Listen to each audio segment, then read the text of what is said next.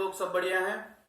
चलिए तो देखिए हमारा जो क्लास 12th का फिजिक्स का चैप्टर नंबर 1 चल रहा है विद्युत क्षेत्र, और इसमें लास्ट टॉपिक जो हमने देखा था वो हमने देखा था विद्युतशीलता और आपेक्षिक विद्युतशीलता। आज जो है हम जो टॉपिक जो देखेंगे वो है विद्युत क्षेत्र रेखाएं, और विद्युत क्षेत्र रेखाओं के बारे में समझेंगे हम। विद्युत क्षेत्र रेखाएं क्या होती है, इसके कुछ गुणधर्म लिखेंगे, 10-12 गुणधर्म है इसके, वो लिखेंगे और उनको समझेंगे, उन गुणधर्मों को समझेंगे। ठीक है, वैसे थ्योरेटिकल है पूरा ये जो टॉपिक है आज का हमारा, बिल्कुल थ्योरेटिकल पार्ट है, पर इसमें थोड़ा नोट करने का आपके पास ज्यादा रहेगा, तो आप समय समय पर चीजों को नोट करते रहिएगा। ठीक है, तो अपनी कॉपी पेन के साथ तैयार हो जाइए। अब हम शुरू कर रहे हैं विद्युत क्षेत्र रेखाएं। तो देखिए बच्चों, हमने जो है सबसे पहले कूलाम का नियम देखा था। कूलाम के नियम ने हमें समझाया था कि भाई दो आवेश जो होते हैं, दो आवेश जो हैं उनके मध्य लगने वाले बल को कूलाम के नियम ने समझाया था कि बल का परिमाण क्या होगा। ठीक है, और फिर हमने कूलाम के नियम से उसको वेक्टर रूप में प्रदर्शित करके दिशा के बारे में भी बात की थी कि उसने बताया था कि बल तो कितना होता है K Q1 Q2 बटे R², और दोनों आवेशों को मिलाने वाली रेखा के क्या होता है, अनुदिश होता है। ये हमने देख लिया था। फिर हमने ये जो हमने कूलाम के नियम से जो ये स्थिर वैद्युत बल निकाला था Fe, इलेक्ट्रोस्टैटिक फोर्स, इसका कारण हमने बताया कि भाई इसका कारण क्या होता है। तो हमने एक नया कंसेप्ट लेके आए इलेक्ट्रिक फील्ड का, कि भाई इसके प्रत्येक आवेश के चारों ओर एक इलेक्ट्रिक फील्ड होता है। ठीक है, और उस इलेक्ट्रिक फील्ड की वजह से ही दूसरा आवेश क्या करता है, कोई बल महसूस करता है, या तो आकर्षण या प्रतिआकर्षण बल। इसका कारण हमको इसने बताया था विद्युत क्षेत्र ने। अब विद्युत क्षेत्र को दर्शाने के लिए विद्युत क्षेत्र हमने निकाला था। विद्युत क्षेत्र कैसे ज्ञात किया था कि मान लीजिए कोई बिंदु Q है, इससे R दूरी पर स्थित कोई बिंदु है, मान लो P। इस बिंदु P पर आपको क्या ज्ञात करना था, इसकी वजह से विद्युत क्षेत्र। तो हमने क्या किया था, यहां एक क्या रख दिया था, यहां एक बिंदु आवेश रख दिया था। ठीक है, पर मैं अभी डायरेक्ट फॉर्मूला बता देता हूं। तो इलेक्ट्रिक फील्ड एट P कितना निकाला था हमने, KQ बटे R²। ठीक है, और हमने एक फॉर्मूला और इसमें बताया था, वेक्टर F बराबर QE, क्योंकि मैंने आपको बताया था इलेक्ट्रिक फील्ड क्या था, F बटे Q। तो वेक्टर F कितना हो जाएगा, QE। ये भी एक हमने ज्ञात किया था इसमें। तो विद्युत क्षेत्र जो हमने ज्ञात किया था, विद्युत क्षेत्र कैसे ज्ञात किया था, KQ बटे R²। अब विद्युत क्षेत्र को दर्शाने के लिए एक फॉर्मूला तो हमने, एक तो परिमाण रूप में तो ये तो बता दिया कि भैया इस प्रकार से जो है हम विद्युत क्षेत्र ज्ञात कर सकते हैं। और विद्युत क्षेत्र की दिशा के लिए मैंने बताया था आपको कि प्लस चार्ज होता है तो अंदर की तरफ, प्लस चार्ज होता है तो त्रिज्यात्मक रूप से बाहर की ओर, और अगर माइनस चार्ज होता है तो त्रिज्यात्मक रूप से अंदर की ओर। या मैंने आपको यह भी बताया था कि जो बिंदु आवेश था उस पे लगने वाले बल की दिशा में, कुछ भी मान सकते हैं, या तो ऐसे याद रखने के लिए बोला था मैंने आपको, या फिर मैंने क्या कहा था कि भाई विद्युत क्षेत्र की दिशा वही होती है जो बिंदु आवेश पर लगने वाले बल की दिशा होती है। ठीक है, यहां तक ये हमारा पुराना हमने देखा था। अब ये जो विद्युत क्षेत्र हमने बताया था, तो विद्युत क्षेत्र क्या होता है या उसको निरूपित कैसे किया जाता है, तो हमने क्या किया, हमने तो नहीं, वैज्ञानिक फराडे ने क्या किया, इसको चित्रण के रूप में दर्शाने के लिए, या चित्रण, इसको मतलब ग्राफीय रूप में दर्शाने के लिए एक नया कंसेप्ट को लेके आया जिसे कहते हैं विद्युत क्षेत्र रेखाएं। ठीक है, विद्युत क्षेत्र रेखाओं का कंसेप्ट हमारे सामने आया। तो मैं कह सकता हूं कि भाई विद्युत क्षेत्र को चित्रण के रूप में समझने के लिए, या चित्रण द्वारा निरूपित करने के लिए, या चित्रण द्वारा दर्शाने के लिए, ठीक है, या चित्रण द्वारा समझने के लिए किसका इस्तेमाल होता है, विद्युत क्षेत्र रेखाओं का। समझ में आ गई बात।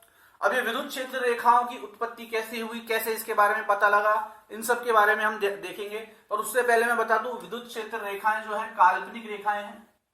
वास्तव में ऐसा कुछ नहीं होता है विद्युत क्षेत्र रेखाओं से संबंधित। वास्तव में विद्युत क्षेत्र रेखा अस्तित्व में नहीं होती है।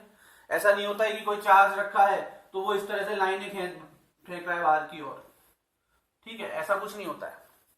ठीक है। विद्युत क्षेत्र रेखाएं जो होती है ये मात्र काल्पनिक है, ये हमारी खुद की समझ के लिए, विद्युत क्षेत्र को समझने के लिए विद्युत क्षेत्र रेखाओं का जो है विद्युत क्षेत्र रेखाओं की उत्पत्ति की गई थी।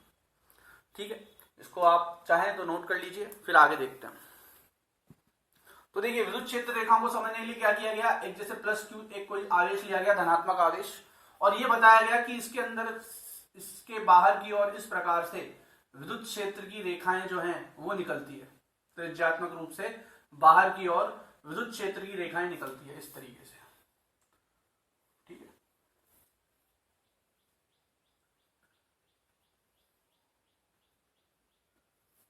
अब ये एरो यहां क्यों बनाए गए हैं, अगर मैं यहां बना दूंगा तो इसका मतलब है कि ये खत्म हो गया यहां पे। ठीक है, रेखा जो है वो यहीं तक है, जबकि रेखाएं कहां तक जाती है, अनंत तक जाती है। ये एरो तो सिर्फ ये दर्शाने के लिए काम आ रहे हैं कि दिशा क्या होगी, बाहर की ओर। ठीक है, प्लस क्यू का चार्ज है तो रेखाओं की दिशा क्या होगी, बाहर की ओर। बाकी ये रेखाएं जो है कहां तक जाती है, अनंत तक जाती है, इनका कोई अंत नहीं होता है। समझ में आ गई बात, कहीं ना कहीं ये चीजें मैंने आपको विद्युत क्षेत्र में भी बताई थी। तो इस प्रकार से एक प्लस क्यू चार्ज के चारों ओर रेखाएं बनाई गई। अब विद्युत क्षेत्र कितना होगा, विद्युत क्षेत्र कितना होगा यह दर्शाने के लिए तो क्या दर्शाया गया कि भाई देखो, दिशा दर्शाने के लिए, विद्युत क्षेत्र की दिशा दर्शाने के लिए तो ये बता दिया कि ये इस तरीके से आप दिशा दर्शा दोगे बाहर की ओर। और विद्युत क्षेत्र का परिमाण दर्शाने के लिए क्या दर्शाया गया, इनका घनत्व लिया गया कि कितने घनत्व में है। देखो इस जगह विद्युत क्षेत्र की रेखाएं पास है, फिर दूर दूर, और जैसे जैसे आगे जाए जा रही है इनके मध्य का कोण बढ़े जा रहा है। इसका मतलब विद्युत क्षेत्र यहां सबसे अधिकतम है, फिर यहां कम है कम है कम है, और जैसे जैसे आप दूर जाए जा रहे हो वैसे वैसे विद्युत क्षेत्र क्या हुआ जा रहा है, विद्युत क्षेत्र का परिमाण जो है वो क्या हुआ जा रहा है, कम हुए जा रहा है। समझ में आ गई बात। तो इस तरीके से विद्युत क्षेत्र को दर्शाया गया विद्युत क्षेत्र की रेखाओं के द्वारा। दिशा के लिए तो इस तरह से एरो बना दिए, और विद्युत क्षेत्र का परिमाण कैसे दर्शाया गया, इनकी मदद से ये बताया गया कि भैया विद्युत क्षेत्र के मध्य जो विद्युत क्षेत्र की रेखाओं का जो घनत्व है कि वो कितनी पास पास है, जितनी पास है विद्युत क्षेत्र उतना अधिक है, जितनी दूर है विद्युत क्षेत्र उतना कम है। तो यहां सब देखो, आपको मैंने पहले ही बताया था कि चार्ज के बिल्कुल निकटतम, सबसे पास, चार्ज के बिल्कुल पास विद्युत क्षेत्र सबसे अधिक होगा। ठीक है, जैसे चुंबक, जैसे हमने मैग्नेटिज्म में पढ़ा है, तो जो चुंबक होता है उसके सबसे पास में उसका प्रभाव सबसे अधिक रहता है। इसी प्रकार चार्ज में भी जो आवेश होता है उसमें भी निकटतम, उसके सबसे नजदीक या उसके सबसे बिल्कुल पास में चारों ओर जो है वो विद्युत क्षेत्र सबसे अधिक होगा। और जैसे जैसे आप दूरी बढ़ाएंगे विद्युत क्षेत्र की तीव्रता क्या होती जाएगी, कम होती जाती है, या विद्युत क्षेत्र कम होता जाता है। उसी चीज को दर्शाने के लिए इनका इस्तेमाल किया गया विद्युत क्षेत्र की रेखाओं का। कैसे कि भैया यहां तो जो है घनत्व ज्यादा है, यहां देखो इस क्षेत्र में पास पास ये क्षेत्र लेता हूं मैं, ठीक है, इस क्षेत्र में, या फिर मान लो ये क्षेत्र ले लेता हूं, यहां पे ये क्षेत्र लिया मैंने, इतना क्षेत्र लिया, इतने क्षेत्र में यहां कितनी लाइनें जा रही है, 3, क्योंकि चार्ज के पास है। अब इसी गोले को यहां रख दूं मैं ले आके, तो अब इस क्षेत्र से कितनी रेखाएं जा रही है, एक ही जा रही है। पहले इस क्षेत्र से कितनी जा रही थी, 3, और यहां रखता तो हो सकता है 2 जा रही होती, और अब एक ही जा रही है। इसका मतलब क्या है कि चार्ज के जितना निकट जाओगे, चार्ज के आवेश के जितना निकट जाओगे, विद्युत क्षेत्र का परिमाण उतना ही अधिक होगा, इलेक्ट्रिक फील्ड उतना ही ज्यादा होगा। और जैसे जैसे दूर जाते जाओगे वैसे वैसे इलेक्ट्रिक फील्ड क्या होता जाएगा, कम होता जाएगा। इसी चीज को दर्शाया गया है किसके द्वारा, विद्युत क्षेत्र की रेखाओं के द्वारा। और ये जो एरो है ये क्या दर्शा रहा है, विद्युत क्षेत्र की दिशा। तो इससे पहले तो हमने परिमाण पढ़ा था, इलेक्ट्रिक फील्ड गणितीय रूप में तो हमने पढ़ा था KQ/R², इसका परिमाण, और दिशा हमने बताई दी थी। अब रेखाओं के रूप में या आलेखीय रूप में अगर इसको दर्शाना है तो कैसे दर्शाते हैं, इस प्रकार से इसके किसी भी आवेश के चारों ओर क्या बना देते हैं, रेखाएं निकलती हुई दिखा देते हैं। प्लस है तो बाहर की ओर रेखा जाती है, और माइनस का आवेश है तो रेखाएं किस ओर आती है, अंदर की ओर आती है। किसी आवेश की बात कर रहा हूं मैं अभी, किसी सिंगल आवेश की। तो किसी सिंगल आवेश से में प्लस का आवेश है तो रेखा उससे दूर निकलती है, और माइनस का है तो उसकी ओर आती है रेखाएं। ठीक है, विद्युत क्षेत्र की रेखाएं, ये एरो बीच में बना देना यहां की। ठीक है, और इसमें भी देखिए आप, आवेश के बिल्कुल निकटतम विद्युत क्षेत्र सबसे ज्यादा होगा, तो इस क्षेत्र में कितनी रेखाएं हैं, 3। इसी क्षेत्र को उठा के मैं यहां बनाऊंगा इतना ही बड़ा क्षेत्र, तो सिर्फ एक रेखा आ रही है। इसका मतलब वही है कि निकटतम सबसे अधिक जो है परिमाण होता है किसका, विद्युत क्षेत्र या इलेक्ट्रिक फील्ड का, और जैसे जैसे आप दूर जाते जाते हैं वैसे वैसे इलेक्ट्रिक फील्ड क्या होता जाता है, कम होता जाता है। तो एक चीज तो, एक कंसेप्ट तो ये निकल के आया किसके द्वारा, विद्युत क्षेत्र की रेखाओं के द्वारा। इसको नोट कर लीजिए, फिर आगे देखते हैं। देखिए अब कुछ इसकी परिभाषा है, इसके बारे में कुछ इससे संबंधित कुछ पॉइंट्स है विद्युत क्षेत्र से संबंधित, वो हम देख लेते हैं। तो देखो विद्युत क्षेत्र रेखा विद्युत क्षेत्र के किसी भाग में खींची गई एक काल्पनिक रेखा या वक्र होता है, ठीक है। ये क्या होता है, विद्युत क्षेत्र रेखा क्या होती है, कोई चार्ज है या कोई आवेश है, उसके चारों ओर क्या होगा, कुछ विद्युत क्षेत्र उत्पन्न होगा, उसके चारों ओर क्या होगा, कुछ विद्युत क्षेत्र। अब दरअसल इस विद्युत क्षेत्र को दर्शाने के लिए ही इन रेखाओं का इस्तेमाल किया जा रहा है।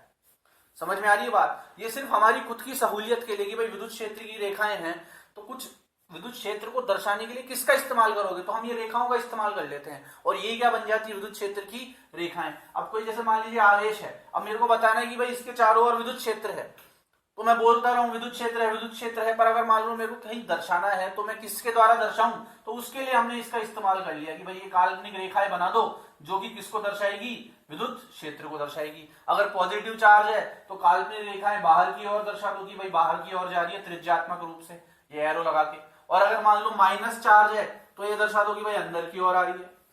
बस इतनी सी बात है। सेकंड क्या कहता है कि विद्युत क्षेत्र की जो रेखाएं हैं वे विद्युत क्षेत्र रेखाएं वे रेखाएं होती हैं जिनके अनुदिश कोई धनात्मक आवेश गति करता है, ठीक है।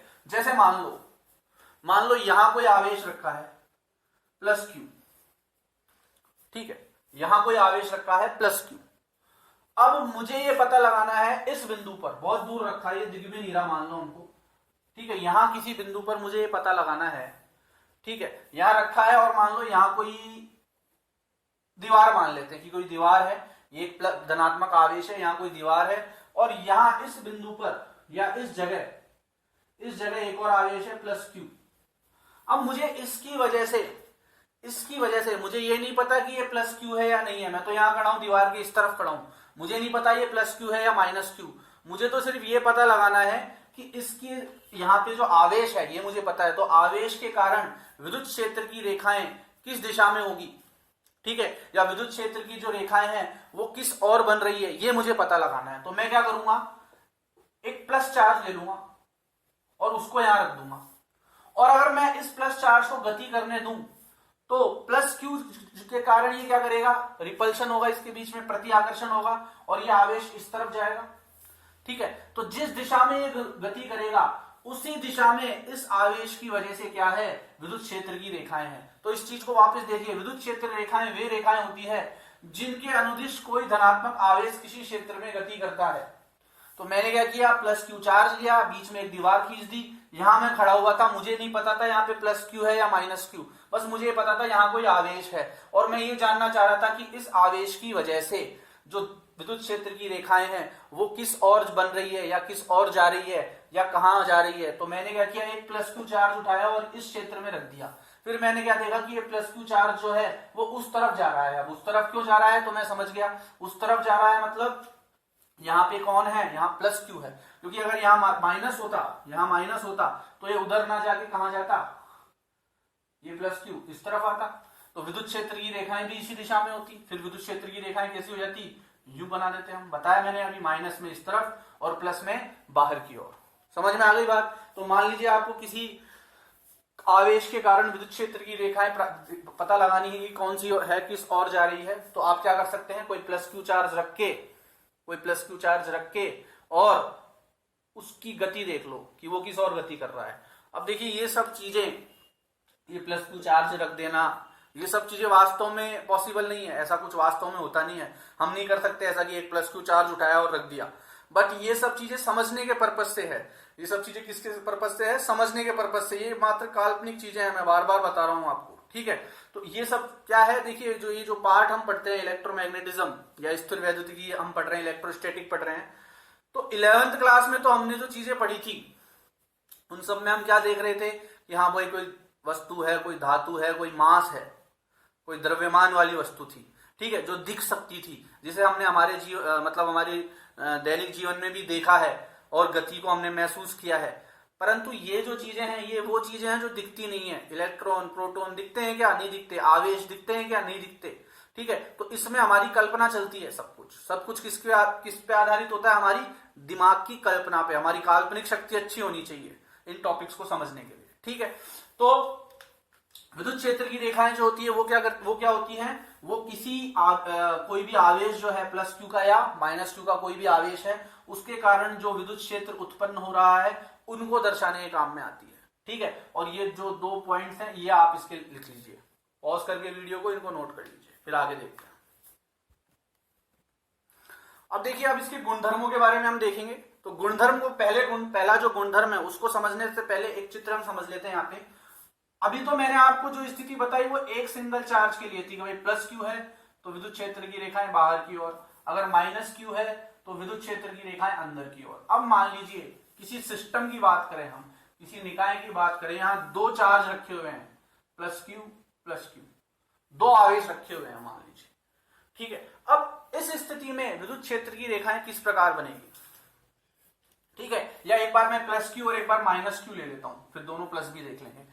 तो ध्यान रखिए हमेशा जो विद्युत क्षेत्र, अगर ऐसा कोई सिस्टम है या ऐसा कोई निकाय है तो इसमें हमेशा क्या होगा?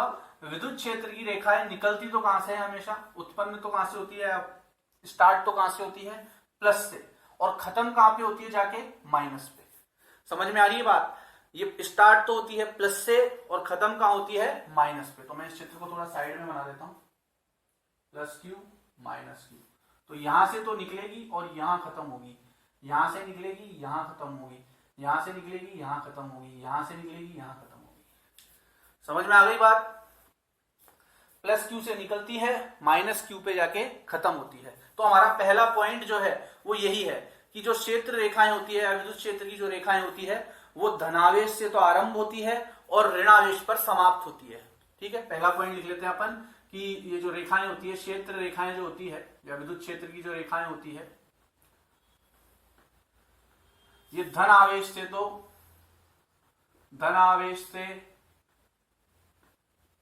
प्रारंभ होती है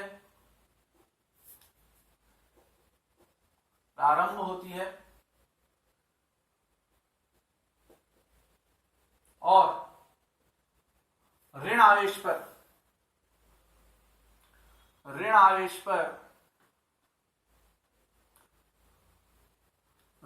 पर जाके क्या होती है? इनका ऋण आवेश पर समाप्त होती है, ऋण आवेश पर इनका अंत होता है, ऋण आवेश पर समाप्त होती है। ये हमारा पहला गुणधर्म हो गया। ठीक है, कि प्लस से स्टार्ट होती है और माइनस पे खत्म होती है, तो दिशा यू होगी इसकी। आ गई बात समझ में? चलिए, दूसरा क्या है इसका गुणधर्म देखेंगे हम। दूसरा गुणधर्म ये है, अब मैं इस चित्र से संबंधित ही सारे गुणधर्म बता रहा हूं। आपकी किताब में अगर आप देखेंगे तो पहला गुणधर्म तो यही है, पर दूसरा कुछ और बता रखा है, उसने मिक्स कर रखा है, थोड़ा मिक्सिंग हो गई है वहां पे। तो मैं इस चित्र के हिसाब से आपको सारे गुणधर्म बता देता हूं, पहले इस चित्र पे आधारित जो गुणधर्म है, ताकि चित्र बार बार नहीं बनाना पड़ेगा हमें। ठीक है, तो दूसरा जो गुणधर्म है वो ये है भाई कि ये कभी भी बंद लूप नहीं बनाती है। क्या नहीं बनाती है? कभी भी बंद लूप नहीं बनाती है। चलिए, क्षेत्र रेखाएं कभी भी बंद लूप नहीं बनाती है, बंद लूप नहीं बनाती है, क्लोज्ड लूप्स नहीं बनाती है, नहीं बनाती है। इसका क्या मतलब है भाई? तो सबसे पहले तो लूप क्या होता है? लूप का मतलब है कोई एक चीज बार बार हो रही है। जैसे हमने मैग्नेट पढ़ा था, उसके अंदर जो चुंबकीय जो रेखाएं होती थी वो भी काल्पनिक ही होती थी। 10th क्लास में पढ़ा था अपन ने, वो भी काल्पनिक होती थी। तो वो क्या करती थी? यहां से जाके यहां आती थी, मान लो नॉर्थ और साउथ ले लिया, तो यहां से जाती थी, फिर वो अंदर से निकल जाती थी। तो ये क्या हो जाता था? एक बंद लूप हो जाता है। ठीक है, वो गई वापिस यहीं से आ गई, उसी पथ पे बार बार जाना, उसी पथ से जाना बार बार। समझ में आ रही बात? उसी पथ से निकलना, तो ये क्या हो गया? बंद लूप हो गया। परंतु विद्युत क्षेत्र रेखाओं में ऐसा नहीं देखा जाता है। विद्युत क्षेत्र रेखाओं में ऐसा नहीं देखा जाता है। आप कहोगे सर हो तो रहा है, ये जा रहा है, यहां जा रहा है, फिर ये तो देखो, एक तो पहली बात तो प्लस से जा रही है, माइनस पे जा रही है, प्लस से जा रही है, माइनस पे, ये घूम के वापस इधर थोड़ी आ रही है, माइनस से प्लस पे थोड़ी आ रही है। निकलती प्लस से है, खत्म कहां होती है माइनस पे, और आगे जाके इनका क्या होता है, आगे जाके ये इस तरह से बाहर निकल जाती है, इस तरह से बाहर निकल जाती है, आगे जाती है, ठीक है, वापस नहीं घूमती है। आ गई बात समझ में, ठीक है। तो ये क्या करती है हमेशा, ये कभी भी बंद लूप नहीं बनाती है।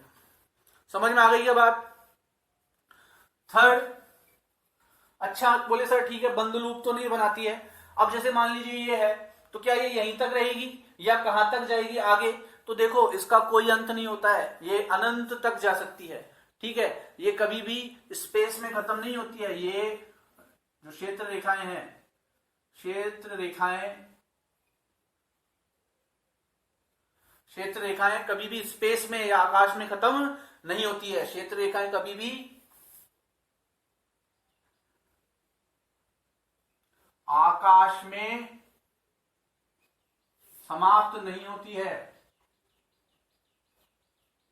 आकाश मतलब जो चारों तरफ का स्पेस है, मैं कह सकता हूं क्षेत्र ही मान लो, आकाश लिख लो या क्षेत्र लिख लो, कुछ भी लिख लो, ठीक है, क्षेत्र में समाप्त नहीं होती है तथा अनंत तक जाती है,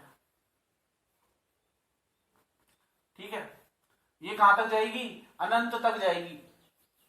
ये मैंने आपको उसमें भी समझाया था, इलेक्ट्रिक फील्ड में भी बताई थी ये सब चीजें। चलिए ये हमारा थर्ड पॉइंट हो गया। अब फोर्थ पॉइंट क्या कहता है कि देखो यहां मैंने कितनी रेखाएं निकाली, यहां से 2 निकाली, यहां से कितनी निकाली, 2, टोटल कितनी रेखाएं निकाली, 4। तो अब ये कैसे पता लगेगा कि 4 निकलेगी या 5 निकलेगी या 10 निकलेगी, कैसे पता लगेगा, कितनी रेखाएं बनाए हम, कितनी रेखाएं बनाए कि हमारा डायग्राम बिल्कुल सही हो, कितनी रेखाएं बनाए कि डायग्राम बिल्कुल सही हो। तो देखो इसकी कोई लिमिट नहीं है, ये व्यक्ति दर व्यक्ति पर, ये किस पे निर्भर करता है कि कौन इसको बना रहा है। मैं बना रहा हूं, मेरी इच्छा है मैं 4 बनाऊंगा, मेरे को 4 नंबर बहुत अच्छा लगता है, ठीक है। किसी के लिए लकी नंबर है 10, उसको 10 नंबर उसके लिए बहुत लकी है, तो वो 10 रेखाएं बना देगा। समझ में आ गई बात। किसी कोई आलसी आदमी है, उसको दो ही बनाएगा, ठीक है। कोई ज्यादा ही मेहनत करने वाला है, वो 15-20 लाइनें खींच देगा। तो ये निर्भर करता है किस पे, ये व्यक्ति पे निर्भर करता है, ठीक है, व्यक्ति दर व्यक्ति निर्भर करता है, इसका कोई फिक्स अनुपात नहीं है, ठीक है। तो मैं कह सकता हूं कि विद्युत क्षेत्र की रेखाओं की जो संख्या है वो विद्युत क्षेत्र की रेखाओं की संख्या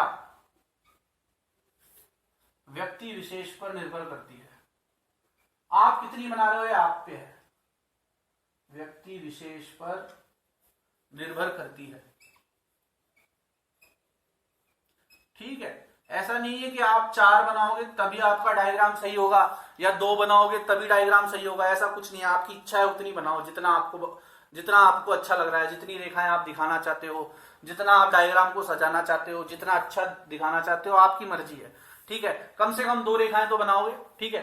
तो 2 बनाओ, 4 बनाओ, 10 बनाओ। अब यहां पे मैंने टोटल 6 बना दी, ठीक है। प्लस से 3 ऊपर और 3 नीचे निकल रही है और माइनस में जा रही है, तो 6 रेखाएं बना दी। तो अब इसका मतलब ये 6 फिक्स हो गया, नहीं, आप कितनी भी बना सकते हो। तो ये व्यक्ति विशेष पर निर्भर करती है, ठीक है, कि कितनी रेखाएं बनेगी। परंतु इसमें एक चीज आपको ध्यान रखनी है, जो इसका घनत्व होगा इन रेखाओं का, जो इन रेखाओं का घनत्व होगा वो निश्चित होगा, फिर वो क्या होगा, निश्चित होगा, ठीक है। परंतु रेखाओं का घनत्व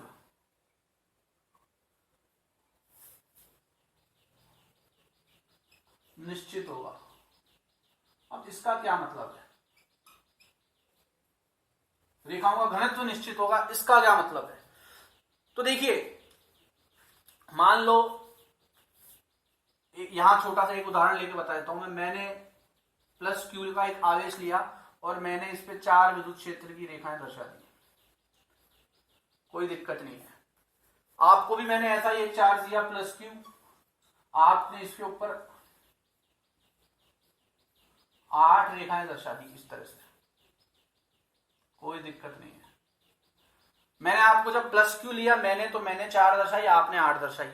अब हमने क्या किया, प्लस क्यू की जगह इधर मैंने प्लस का 2q ले लिया, प्लस का 2q ले लिया मैंने। अब मैंने पहले कितनी दर्शाई थी, 4, तो अब मैं 8 दर्शाऊंगा, ध्यान रखना। अब मैं कितनी दर्शाऊंगा, 8। अब रेशो फिक्स हो गया, अब ये मैं नहीं कह सकता हूं कि अब भी मैं अपनी मर्जी से कितनी भी दे लूंगा, अब व्यक्ति विशेष पर निर्भर नहीं कर रहा है। ठीक है, अब घनत्व जो है, रेखाओं का घनत्व की कितनी रेखाएं निकलेगी, ये किस पे निर्भर कर रहा है, आवेश के परिमाण पे। फर्स्ट टाइम आपने ले ली प्लस क्यू पे, मैंने ले ली 4 रेखाएं, ठीक है, पर अब जब प्लस का 2q लिया, मतलब चार्ज का जो परिमाण है, आवेश का जो परिमाण है वो दुगना कर दिया, तो अब यहां पे मेरे को कितनी रेखाएं बनानी पड़ेगी, अब 4 नहीं बनाऊंगा मैं, अब कितनी बनाऊंगा, 8। इसी प्रकार जब मैं यही प्लस का 2q अब आपको दूंगा, तो अब 8 नहीं बनाओगे, आप कितनी बनाओगे, 16। अब आप नहीं कह सकते अभी भी तो मैंने अपने मन से बनाई थी, नहीं 16 बहुत ज्यादा हो जाएगी, मैं तो 12 ही बनाऊंगा, ऐसा नहीं कह सकते हो आप। ठीक है, तो रेखाओं का घनत्व अब आप निश्चित हो गया है कि अब एक बार आपको चांस दिया था कि भैया पहले ही देख लो, आपने शुरू में मजे मजे में 8 बना ली, फिर जब चार्ज दुगना हुआ तो अब जोर आ रहा है 16 बनाने में, लेकिन भैया बनानी तो पड़ेगी। समझ में आ गई बात? तो शुरू में चॉइस आपके पास थी, तो क्षेत्र रेखाओं की संख्या कितनी होगी ये तो हर व्यक्ति पर निर्भर करता है। कोई बिल्कुल आलसी आदमी था, उसने 2 ही निकाली, अरे बोले बहुत है 2 रेखाएं तो दर्शानी है, पता लग रहा है ना भाई प्लस क्यू का चार्ज है, प्लस क्यू का आवेश है, तो बाहर की ओर ही तो दिखाना है, ठीक है बना दी मैंने 2 रेखाएं बाहर की ओर जाती हुई, तो जब मैं उसको प्लस 2q दूंगा तो वो 4 ही बनाएगा।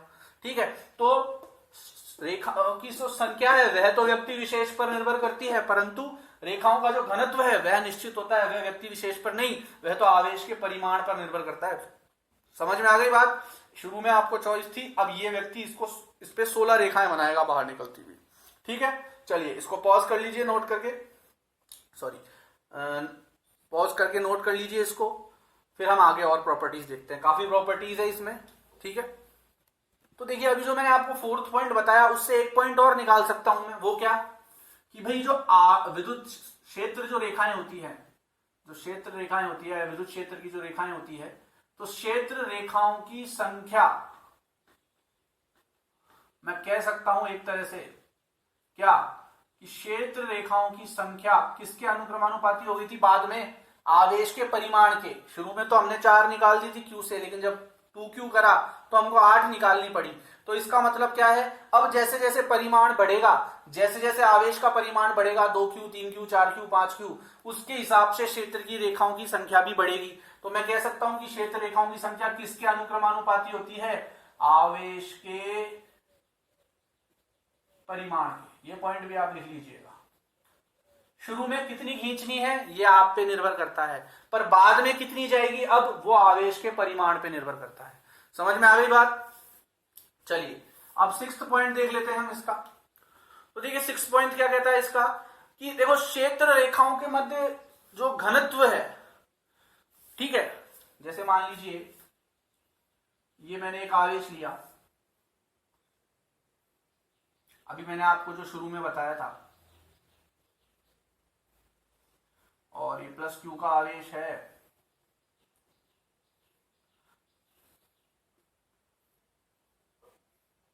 ठीक है, मान लो ये इस तरह से मैंने रेखाएं बना दी। जैसा कि मैंने बताया ये तो व्यक्ति विशेष पर निर्भर करता है, वो कितनी भी बना सकता है। अब एक क्षेत्र लिया मैंने, ये एक निश्चित क्षेत्र ले लिया, मान लो ये एक क्षेत्र लिया मैंने, ठीक है। तो अभी मैंने आपको बताया था इस क्षेत्र में से यहां कितनी रेखाएं निकल रही है, 5। इसी क्षेत्र को उठा के मैं यहां रख दूंगा तो कितनी रेखाएं निकल रही है, 2। इसी क्षेत्र को उठा के यहां रख दूंगा, इसी क्षेत्र को, क्षेत्र उतना ही है बल्कि मैंने तो बड़ा कर दिया, इतना ही रहना चाहिए जितना पहले था, उतना ही रहना चाहिए जितना पहले था क्षेत्र, तो हो सकता है अब एक ही निकल रही है।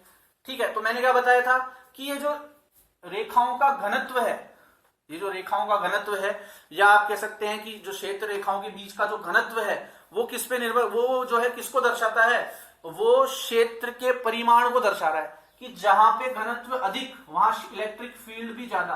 ठीक है, अगर घनत्व ज्यादा, घनत्व अधिक किसका, रेखाओं का, तो वहां पे इलेक्ट्रिक फील्ड भी अधिक या क्षेत्र का परिमाण भी अधिक। तो इसको भाषा के रूप में क्या लिख सकता हूं, अच्छा दूर गया, ठीक है, अब घनत्व कम हो गया। घनत्व तो समझते हैं आप कि किसी एक पर्टिकुलर क्षेत्र में, जैसे जनसंख्या घनत्व होता है कि भैया दिल्ली में जनसंख्या घनत्व सबसे अधिक है, 1 किलोमीटर के क्षेत्र में मान लो 1000 लोग रहते हैं तो वहां जनसंख्या घनत्व अधिक है।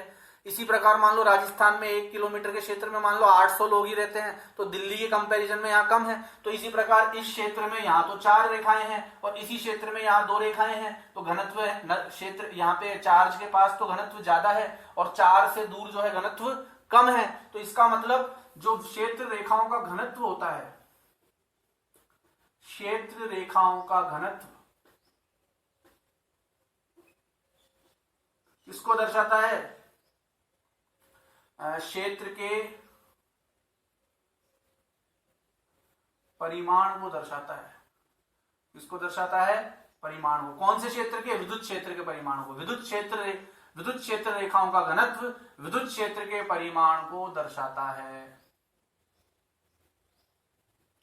अच्छा, यहां पे भी मैं देख सकता हूं, देखो एक क्षेत्र लिया मैंने ये, तो यहां कितनी रेखाएं हैं? 1 2 3 4। इसी क्षेत्र को, इतना ही क्षेत्र उठा के मैं यहां ले लूंगा तो अब 2 ही है। फिर मैं यहां लूंगा तो मान लो 3 हो गई यहां पे। अब फिर यहां जाऊंगा तो अब फिर 4 हो गई। क्यों? क्योंकि अब फिर हम चार्ज के पास चले गए, चार्ज से दूर गए तो क्षेत्र की जो रेखाएं हैं उनका घनत्व कम होता गया। फिर वापस इधर जाने लगे तो चार्ज फिर पास आने लगा तो फिर घनत्व बढ़ गया। इसका मतलब ये जो घनत्व बढ़ रहा है तो इससे क्या बढ़ रहा है? इस चार्ज की वजह से जो विद्युत क्षेत्र उत्पन्न हो रहा है वो बढ़ रहा है। यहाँ पे विद्युत क्षेत्र जो उत्पन्न हो रहा है वो बढ़ रहा है, इस वजह से रेखाओं का घनत्व बढ़ रहा है। तो दरअसल रेखाओं का घनत्व किसको दर्शाता है? जितनी अधिक रेखाएं, इसका मतलब उतना ही ज्यादा इलेक्ट्रिक फील्ड। जितनी अधिक रेखाएं या जितनी रेखाओं की संख्या नहीं बोलेंगे यहाँ पे, अपन रेखाओं का घनत्व बोलेंगे। ठीक है, ये नहीं कि 20 रेखाएं निकल रही है तो घनत्व ज्यादा है। इसको थोड़ा देखो, कंफ्यूज नहीं होना है। पिछले वाले पॉइंट में और इस वाले पॉइंट में कंफ्यूज नहीं होना है। देखो एक बार फिर से देखिए इसको। जैसे मान लो मैं बोल रहा हूं कि एक +Q चार्ज लिया मैंने, ठीक है, इससे 4 रेखाएं जा रही है। एक और प्लस चार्ज लिया, उससे 6 रेखाएं जा रही है मान लो। तो इसका मतलब ये नहीं है कि इससे 4 ही रेखाएं जा रही है, तो इसका मतलब ये नहीं है इसका विद्युत क्षेत्र कम है या क्षेत्र का परिमाण कम है और इसके विद्युत क्षेत्र का परिमाण अधिक है। नहीं, घनत्व का मतलब है एक पर्टिकुलर क्षेत्र से कितनी रेखाएं जा रही है, तो वो इसका सेपरेट होगा, इसका सेपरेट होगा। आपस में इनकी रेखाओं की संख्याओं से कोई फर्क नहीं पड़ता, संख्याओं के घनत्व से फर्क पड़ता है। किस पे? विद्युत क्षेत्र पे। ठीक है, विद्युत क्षेत्र पे किसका प्रभाव पड़ता है? संख्याओं, रेखाओं के घनत्व का। और चार्ज के परिमाण पे किसका प्रभाव पड़ता है? संख्याओं की, रेखाओं की संख्या का, जो इसके पहले वाला पॉइंट लिखवाया था मैंने। ठीक है, तो जितना घनत्व ज्यादा होगा, इस छोटे से क्षेत्र में 5 रेखाएं जा रही थी तो यहाँ विद्युत क्षेत्र का घनत्व अधिकतम है। फिर यहाँ पे कम हो गई, यहाँ 3 ही रेखाएं हैं इतने ही क्षेत्र में, तो घनत्व जो है, जो विद्युत क्षेत्र का परिमाण है वो यहाँ कम है। तो मैंने क्या लिखा कि क्षेत्र रेखाओं का घनत्व किसको दर्शाता है? क्षेत्र के परिमाण को दर्शाता है। ठीक है, चलिए अब हम देखते हैं पॉइंट नंबर 7। पॉइंट नंबर 7 क्या कहता है? अच्छा, इसमें आप जैसे मान लीजिए कोई इसको चित्र के द्वारा भी समझना चाहें तो आप समझ सकते हैं। जैसे मान लो कोई इलेक्ट्रिक फील्ड रेखाएं, वैसे ही दर्शा देता हूं मैं। जैसे मान लो इस तरह से इलेक्ट्रिक फील्ड रेखाएं गई,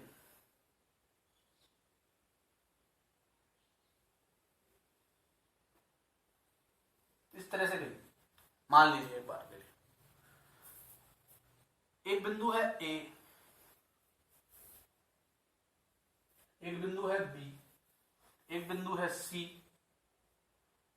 ठीक है, अब अगर मुझे यह पता लगाना है कि कौन सी जगह पे सबसे मतलब जो इन तीनों बिंदु, ये जो तीनों बिंदु दिए गए हैं, इन तीनों बिंदुओं में से कौन से बिंदु पे विद्युत क्षेत्र सबसे अधिकतम है और कौन से बिंदु पे विद्युत क्षेत्र सबसे कम है। तो देखो यहां पे मैं देखूंगा इस छोटे से क्षेत्र से 4 रेखाएं निकल रही है, तो यहाँ विद्युत क्षेत्र की जो रेखाएं उनका घनत्व अधिक है।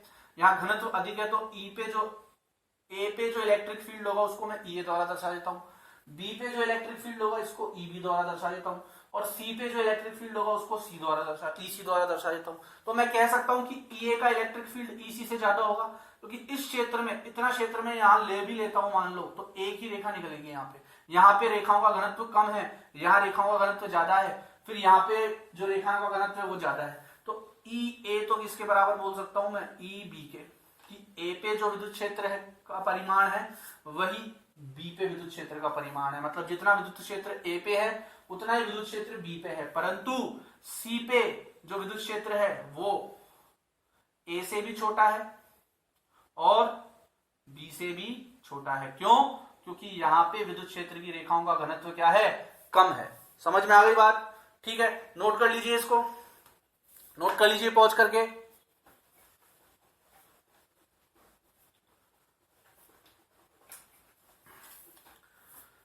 अब 7वां पॉइंट देखेंगे हम।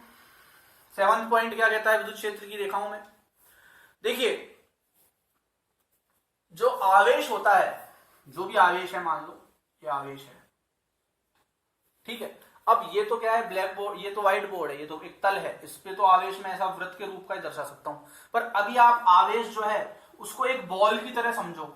एक बॉल होती है ना, बॉल, उसकी तरह मान लो, ठीक है। और उस बॉल से बहुत सारी रेखाएं निकाल रहे हो आप, बहुत सारी रेखाएं निकल रही है उस बॉल से, ठीक है।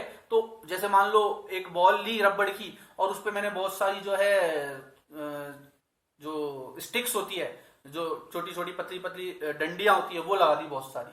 तो वो क्या दर्शाएगा? वो बॉल तो दर्शाएगी चार्ज को, और वो जो डंडियां है वो दर्शाएगी विद्युत क्षेत्र की रेखाओं को। तो हमेशा ध्यान रखना, वो जो बॉल होगी उससे जो वो निकलेगी विद्युत क्षेत्र की रेखाएं, या जो आवेश होगा, आवेश की जो सतह होगी उससे जो विद्युत क्षेत्र की रेखाएं निकलेगी, वो हमेशा इस आवेश की सतह के लंबवत होगी। क्या होगी? लंबवत। ठीक है, तो आप इसमें लिख लेना अगला पॉइंट कि जो विद्युत क्षेत्र की रेखाएं होती है, या क्षेत्र रेखाएं जो होती है, क्षेत्र रेखाएं सदैव आवेश की सतह के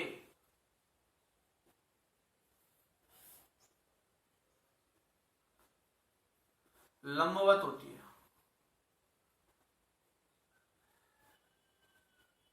ठीक है, अगली बात समझ में? यहां तो आवेश का 2 डायमेंशनल, द्विविमीय बना सकता हूं मैं बोर्ड पे, पर एक बॉल इमेजिन कर लो छोटी सी रबड़ की, और उस पर बहुत सारी आपने जो है डंडियां लगा दी, ठीक है, बहुत सारी, आप फिर उस पर आपने मान लो पिंस लगा दी। तो वो पिंस तो किसको दर्शा रही है?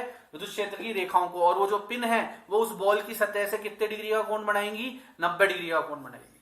आ गई बात समझ में? तो क्षेत्र रेखाएं सदैव आवेश की सतह के क्या होती है? लंबवत होती है। ठीक है, नोट कर लीजिए इसको पॉज करके, तब तक मैं अपने पेन में इंक डाल लेता हूं। अब देखिए, अब जो हमारा जो पॉइंट है, 8वां पॉइंट जो है, ये काफी इंपॉर्टेंट पॉइंट है, इसमें ध्यान रखिए आप। मतलब अब जो आगे के हम पॉइंट देख रहे हैं वो काफी इंपॉर्टेंट पॉइंट्स हैं, आगे वाले जो हम पढ़ेंगे, ठीक है, तो उनको बहुत ध्यान से देखिए अब आप। तो देखिए, अगला जो पॉइंट है वो क्या कह रहा है कि मान लो कोई विद्युत क्षेत्र की रेखा है इस तरह से, जैसे कि ये बन रही है, इसमें से एक उठा के मैंने यहां रख दी। इस विद्युत क्षेत्र की रेखा के किसी बिंदु पर अगर मैं स्पर्श रेखा खींचता हूं,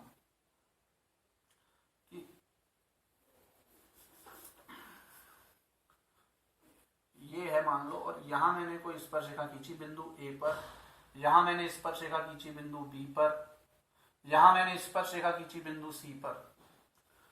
तो ये जो विद्युत क्षेत्र रेखा है, इसके किसी बिंदु पर अगर मैं स्पर्श रेखा खींचता हूं, तो ये स्पर्श रेखा किसको दर्शाएगी? उस बिंदु पर जो विद्युत क्षेत्र है उसकी दिशा को दर्शाएगी। फिर से समझिए, फिर से बोल रहा हूं इस लाइन को मैं, कि कोई विद्युत क्षेत्र की रेखा है, मान लो इस तरह से जा रही है, उस विद्युत क्षेत्र की रेखा के किसी बिंदु पर मैं अगर स्पर्श रेखा खींचता हूं, तो ये स्पर्श रेखा किस चीज को दर्शाएगी? किसकी दिशा को दर्शाएगी? आपको पता है जो स्पर्श रेखा होती है वो दिशा दर्शाने के काम में आती है। तो स्पर्श रेखा किसकी दिशा को दर्शाएगी? स्पर्श रेखा जो है वह विद्युत क्षेत्र की दिशा को दर्शाएगी उस बिंदु पर जो विद्युत क्षेत्र है। ठीक है, मान लो इस जो विद्युत क्षेत्र की रेखा है वो यूं है। अब ए पे मैंने स्पर्श रेखा बनाई, मतलब विद्युत क्षेत्र इस दिशा में जा रहा है, यहां विद्युत क्षेत्र की दिशा ये है, यहां विद्युत क्षेत्र की दिशा ये है। समझ में आ गई बात? चलिए, तो इसको पॉइंट के रूप में लिख लेते हैं पहले अपन। अच्छा, ये पॉइंट्स आपने, मैं उम्मीद करता हूं कॉपी कर लिए होंगे, तो इन्हें मैं इरेज कर रहा हूं।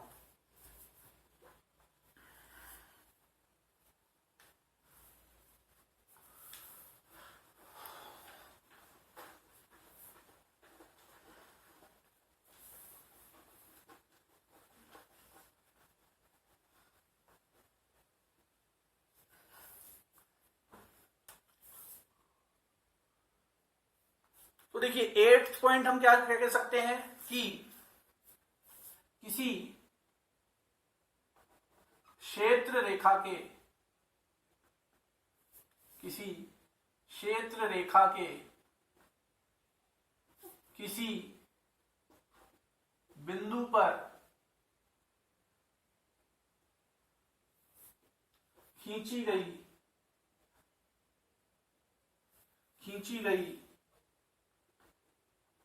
स्पर्श रेखा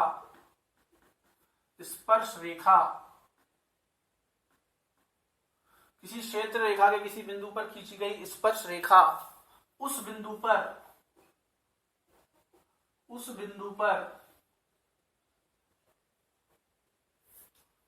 पर विद्युत क्षेत्र की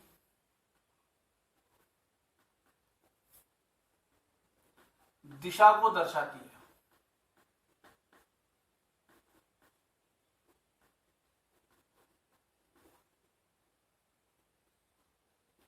ठीक है,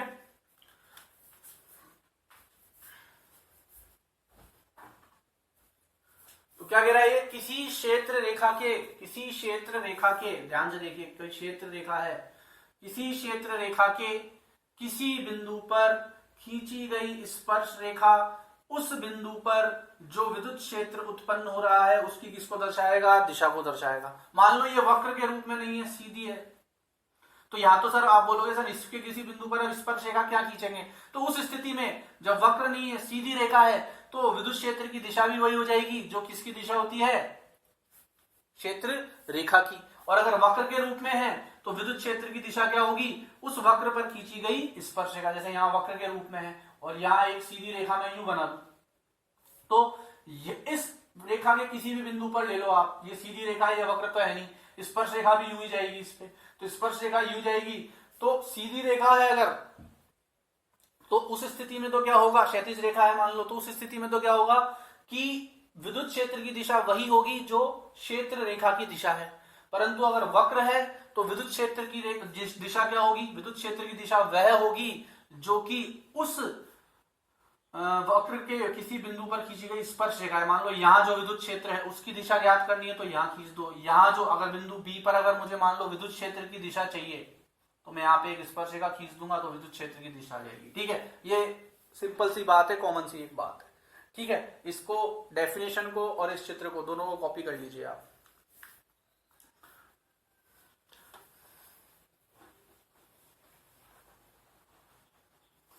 चलिए अब इसका अगला पॉइंट देखते हैं हम,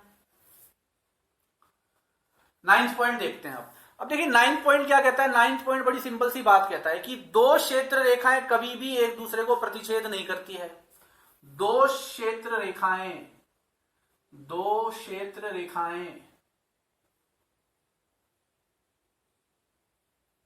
कभी भी परस्पर या एक दूसरे को प्रतिच्छेद नहीं करती है।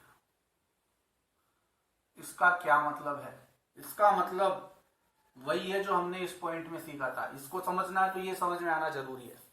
ठीक है, मान लो एक क्षेत्र रेखा मैंने इस दिशा में यू बना दी, एक क्षेत्र रेखा मैंने इस दिशा में यू बना दी। ये दोनों क्षेत्र रेखाएं एक दूसरे को क्या कर रही है, प्रतिच्छेद कर रही है। ठीक है, ये दोनों क्षेत्र रेखाएं एक दूसरे को क्या कर रही है, प्रतिच्छेद कर रही है।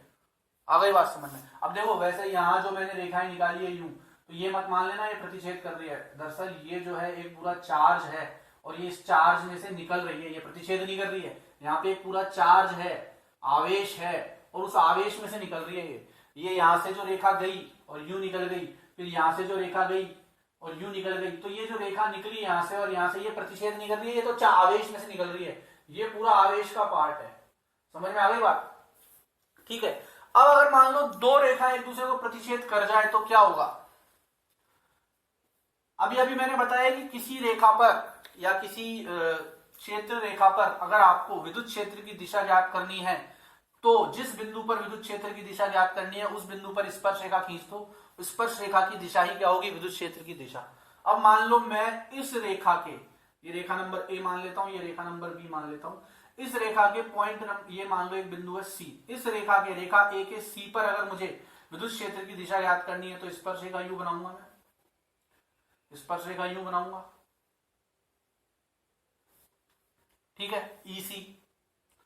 और अगर इस रेखा के इसी बिंदु पर, क्योंकि ये जो बिंदु C है वो दोनों रेखाओं पर आ रहा है, तो इस रेखा के अगर इसी बिंदु पर मुझे विद्युत क्षेत्र की दिशा ज्ञात करनी है, तो उसके लिए स्पर्श रेखा U बनेगी, क्योंकि ये इधर जा रही है और ये इधर जा रही है। तो एक ही बिंदु पर विद्युत क्षेत्र की दो दिशाएं हो गई है, तो ये तो गलत हो गया। आप कह रहे हैं कि इस बिंदु पर इस रेखा के लिए यहां है और इसी बिंदु पर इस रेखा के लिए यहां है, तो एक ही बिंदु पर विद्युत क्षेत्र की दो दिशाएं हो सकती है क्या? नहीं, ये तो जो है कॉन्ट्राडिक्टरी बात हो गई। ठीक है, ये तो संभव हो ही नहीं सकता। तो इस वजह से दो रेखाएं जो है वो कभी भी एक दूसरे को क्या नहीं करती है? प्रतिच्छेद नहीं करती है। अगर प्रतिच्छेद करेगी तो जिस बिंदु पर प्रतिच्छेद करेगी उस बिंदु पर विद्युत क्षेत्र की दो दिशाएं प्राप्त हो जाएगी, जबकि एक ही बिंदु पर विद्युत क्षेत्र की दो दिशाएं नहीं हो सकती है। इसलिए दो क्षेत्र रेखाएं कभी भी परस्पर क्या नहीं करती है? प्रतिच्छेद नहीं करती है। समझ में आ गई बात आपको? चाहिए ये चित्र बना लेना इस डेफिनेशन के साथ। इसको पॉज करके नोट कर लीजिए, फिर आगे देखिए।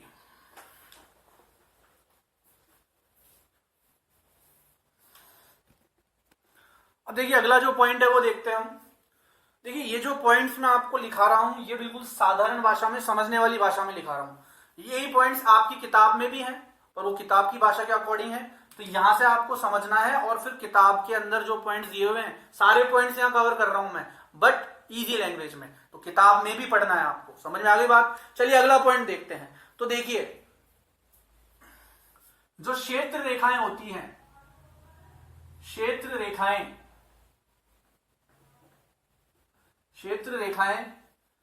धनात्मक आवेश द्वारा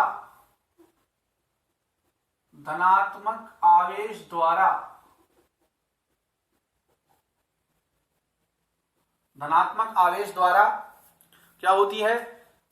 प्रतिआकर्षित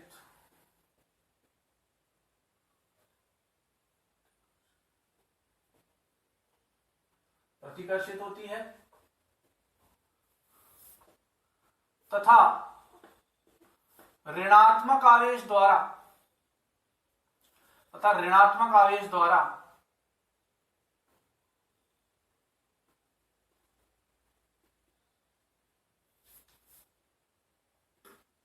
आकर्षित होती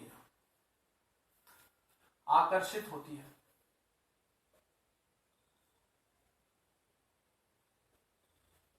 ठीक है, इसका क्या मतलब है भाई? सिंपल सा मैं बोलता हूं आपको। मान लो एक पॉजिटिव चार्ज है, यहाँ पे धनात्मक आवेश है, यहां से कोई फील्ड लाइन आ रही है, तो ऐसे ही नहीं निकल जाएगी, यहां से ऐसे नहीं निकलेगी, वो सीधी सीधी नहीं निकल जाएगी। जैसे ही पॉजिटिव चार्ज आएगा वो क्या होगी? रिपेल हो जाएगी, दूर भाग जाएगी, प्रतिआकर्षित हो जाएगी।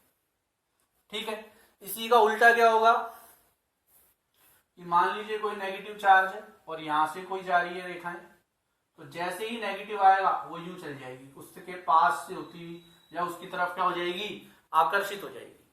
आ गई बात समझ में? और रेखाएं जा रही है मान लो, तो इस तरह से हो जाएगी। तो अगर धनावेश होगा तो उससे तो दूर भाग जाएगी, और ऋण आवेश होगा तो उसके नजदीक आ जाएगी। ये तो सिंगल चार्ज की बात हो गई। अब मान लो ऐसे दो चार्ज होंगे तो क्या होगा? तो उस डायग्राम को अब आप डिटेल से समझिए। मान लो एक पॉजिटिव चार्ज है प्लस का, एक और पॉजिटिव चार्ज है प्लस का। ठीक है, तो जो मैंने आपको नियम लिखवाया था सबसे पहले तो कि भाई अगर दो आवेश का सिस्टम है तो प्लस से निकलता है माइनस पे जाता है, प्लस से तो प्रारंभ होती है और माइनस पे समाप्त होती है, पर यहां तो दोनों ही प्लस है तो दोनों से ही निकलेगी। ठीक है, होगा क्या कि इसको थोड़ा नजदीक बना देता हूं मैं।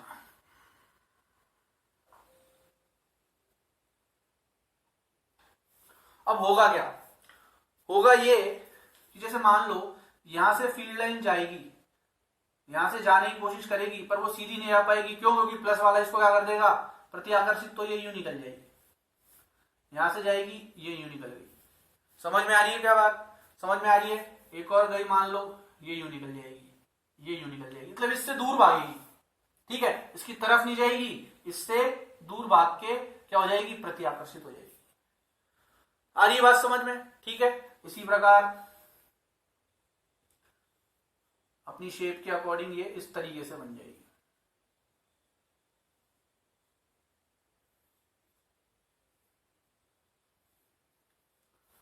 इसी प्रकार जो ये जो पॉजिटिव चार्ज दूसरा वाला मैंने लिया, ये जो पॉजिटिव चार्ज मैंने लिया, इसमें भी क्या होगा, इससे भी निकलेगी, थोड़ा दूर बना देता हूं इसको, इससे भी निकलेगी, पर वही पॉजिटिव की वजह से क्या हो जाएगी, रिपेल हो जाएगी, और इधर ज्यादा आगे भी नहीं जाएगी, क्योंकि आपको पता है अगर मान लो यहां से जाएगी तो प्रतिच्छेद कर जाएगी, तो प्रतिच्छेद भी नहीं कर सकती है रेखाएं एक दूसरे को, दोनों ही नियम लागू होंगे, वो प्रत्याकर्षित भी होगी और प्रतिच्छेद भी नहीं कर सकती है, इसलिए यू निकल जाएगी, ये यू निकल जाएगी इस तरीके से।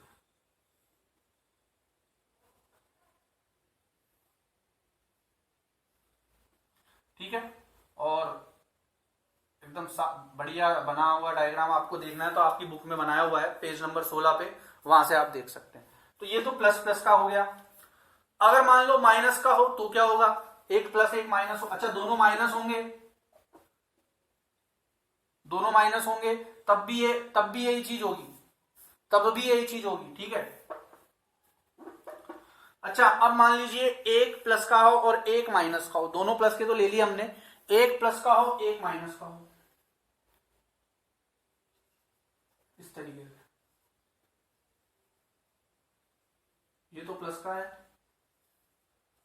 और ये माइनस का। अब आपको पता है प्लस से निकलती है माइनस में जाती है, प्लस से निकलती है माइनस में जाती है, तो क्या हो रहा है, माइनस की तरफ अट्रैक्ट हो रही है, माइनस की तरफ अट्रैक्ट हो रही है ना।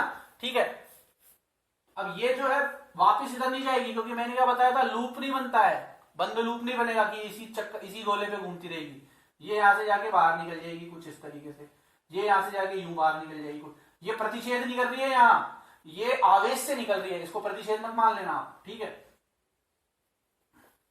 एक ये गई प्लस से माइनस की ओर गई, प्लस से निकली माइनस पे खत्म हुई, ये यहां निकल जाएगी, ये प्लस से माइनस की ओर गई, ये यहां निकल गई, समझ में आ गई बात। एक और गई प्लस से गई माइनस पे, ये यहां निकल गई, एक और यहां से अपन भेज देते हैं प्लस से माइनस पे, ये यहां निकल गई। तो प्लस माइनस में ये होता है, और दोनों अगर प्लस के हों तो इस प्रकार से रेखाएं जो है इस प्रकार से दिशा पकड़ती है। समझ में आ गई क्या बात। तो ये जो है हमारा 12th पॉइंट है कि अगर क्षेत्र रेखाएं धनात्मक आवेश के द्वारा तो प्रतिआकर्षित होती है, तथा ऋणात्मक आवेश के द्वारा क्या होती है, आकर्षित होती है। ठीक है, पॉज करके इसको कॉपी कर लीजिए आप। अब देखिए अगला पॉइंट देखते हैं हम, अगला जो हमारा पॉइंट है वो क्या कहता है। तो देखिए अगला पॉइंट कहता है कि मान लीजिए कोई रेखाएं हैं, कोई क्षेत्र रेखाएं हैं, ऐसी क्षेत्र रेखाएं, ऐसी क्षेत्र रेखाएं, ऐसी क्षेत्र रेखाएं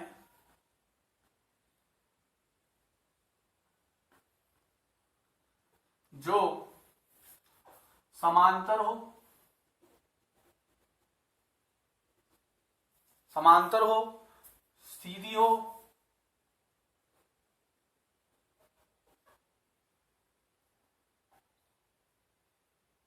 तथा समदूरस्थ हो, मतलब समान दूरी पर स्थित हो,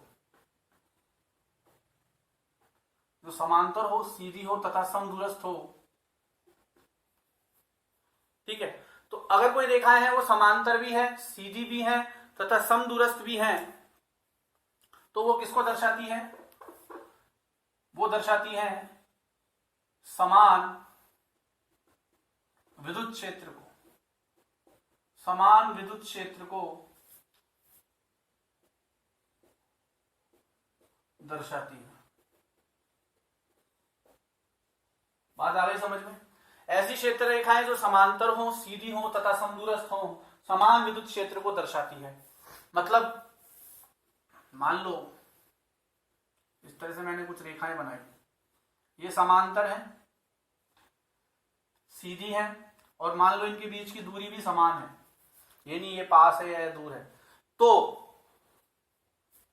इस रेखा पे के इस बिंदु पर जो विद्युत क्षेत्र होगा, मान लो ये ए बिंदु है, ये बी है, ये सी है, ये डी है, तो ई ए, ई बी, ई सी, ई डी चारों क्या होंगे, समान। ठीक है, अगर विद्युत क्षेत्र की रेखाएं या क्षेत्र रेखाएं जो हैं वो समांतर भी हैं, सीधी भी हैं और एक दूसरे से समदूरस्थ भी हैं, तो वो किसको दर्शाती हैं? समान विद्युत क्षेत्र को दर्शाती हैं। तो मतलब EA, EB, EC और ED, मतलब A पे विद्युत क्षेत्र, B पे विद्युत क्षेत्र, इलेक्ट्रिक फील्ड, C पे इलेक्ट्रिक फील्ड और D पे इलेक्ट्रिक फील्ड, क्या होगा? समान। अच्छा, ये जो पॉइंट्स मैं आपको बता रहा हूं ये आपको किताब में कहीं ना कहीं जरूर मिलेगा, पर कैसे मिलेगा? आपको क्या करना है, पहले इन पॉइंट्स को पढ़ना है, फिर बुक पढ़ना।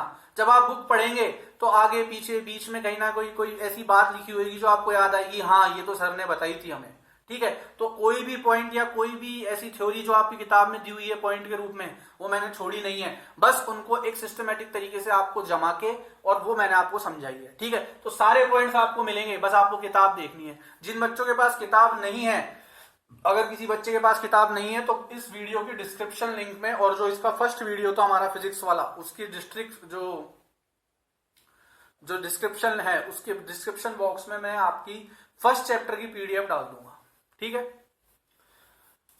तो ऐसी क्षेत्र रेखाएं जो समांतर हो, सीधी हो तथा समदूरस्थ हो, समान विद्युत क्षेत्र को दर्शाती है। तो ये रेखाएं थी, समांतर थी, सीधी थी और समान दूरी पर स्थित थी। तो ये किसको दर्शा रही है? समान विद्युत क्षेत्र को। ये पॉइंट भी आपको आपकी किताब में मिल जाएगा, पॉइंट के रूप में नहीं है, ये बाद में मिल जाएगा आपको, ठीक है, आगे जब आप उसकी थ्योरी पढ़ रहे होंगे तब। तो कहीं ना कहीं हर पॉइंट आपको मिलेगा। अब ये आपके ऊपर है, आप कितना ध्यान से बुक को पढ़ रहे हैं, ठीक है। किताब को पढ़िए और इन पॉइंट्स को समझिए, तो आपको सारे पॉइंट्स बुक्स में मिल जाएंगे। चलिए, अब ये जो हो गया हमारा 13 पॉइंट। अब 14th पॉइंट देख लेते हैं। 14th पॉइंट क्या कहता है कि मान लीजिए कोई चालक है, कोई चालक है, ठीक है। तो ये जो चालक है वो उस पे जो विद्युत क्षेत्र की रेखाएं होंगी, अब या तो ये पॉजिटिवली चार्ज होगा या नेगेटिवली चार्ज होगा। चालक है, कंडक्टर है, तो विद्युत क्षेत्र की रेखाएं जो चालक होती है उस पर सदैव क्या होती है? लंबवत होती है। क्या होती है? लंबवत। क्षेत्र रेखाएं किसी चालक की सतह पर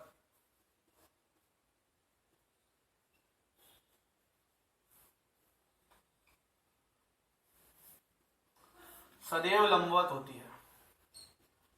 देखिए, ये जो पॉइंट मैंने आपको लिखवाया है, इसको जस्ट आप अभी नोट कर लीजिए। समझ में नहीं आ रहा है तो कोई दिक्कत नहीं है, इसको एक बार नोट कर लीजिए इसी चैप्टर में। फिर आगे जो हम पढ़ेंगे सेकंड चैप्टर गॉस वाला, उसमें ये डिटेल में आपको समझाया जाएगा, ठीक है। बट ये कहीं ना कहीं विद्युत क्षेत्र की रेखाओं से भी संबंधित है ये, इसलिए मैंने यहां भी इस टॉपिक को बता दिया है आपको। तो ये जो है हमारा इसका लास्ट जो है पॉइंट था। आप इनको दोबारा पढ़िए, बुक में पढ़िए, और आपको लगता है कि बुक का कोई पॉइंट छूट गया है तो मुझे जरूर बताइए कमेंट बॉक्स में, कमेंट करके मैं उसको भी क्लियर कर दूंगा। वैसे मोर देन सफिशिएंट है अगर आप इन पॉइंट्स को देख लेते हैं विद्युत क्षेत्र रेखाओं से संबंधित, ठीक है। अगले वाली जो क्लास होगी उस पे मैं आपके लिए जो अगला टॉपिक है हमारा, वो तो लेके आऊंगा ही, द्विध्रुव या विद्युत द्विध्रुव, इलेक्ट्रिक डाइपोल। उसके अलावा कुछ क्वेश्चंस मैं आपके लिए लेके आऊंगा जो अब तक आपने टॉपिक पढ़ लिया है उससे संबंधित कुछ क्वेश्चंस, इंपॉर्टेंट क्वेश्चंस जो हैं अब तक जो हमने किया है उस पे आधारित कुछ थ्योरेटिकल क्वेश्चंस में लेके आऊंगा। उन क्वेश्चंस को आपको करना है, तो वो मैं नेक्स्ट वीडियो में आपको बताऊंगा, ठीक है। आज के लिए इतना काफी है। अब हम जो है अगला टॉपिक अगले वीडियो में देखेंगे। धन्यवाद।